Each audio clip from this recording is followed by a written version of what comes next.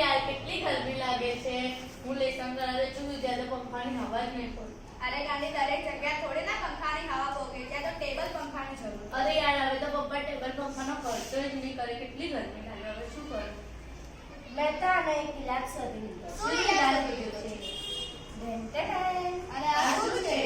આ છે mobile air cooler. આ શું કામ આવે? ચૂપ રહો. આ આપણે ઘરના કોઈ બી ખૂણામાં બેઠા હોય તો આપણે આને ચાલુ કરીને બેસીએ તો આપણાને ઠંડુ ઠંડુ લાગે. આ કેવી રીતે બનાવવાનું? મને ખબર છે, હું તમને સમજાવું છું. મેં આમાં એક નક્કાની બરણીનો ઉપયોગ કર્યો છે. તેમાં એક પૂંઠાના કાગળને મેં આ રીતે ભરાવ્યો છે. હવે આ છે બરણીનું ઢાંકણું.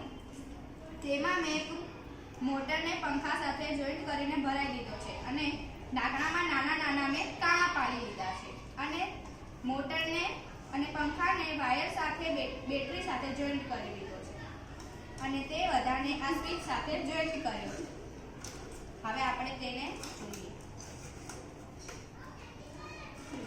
હવે હું સ્વિચ ચાલુ કરું છું. આમાં કેવી ઠંડી ઠંડી હવા આવે છે.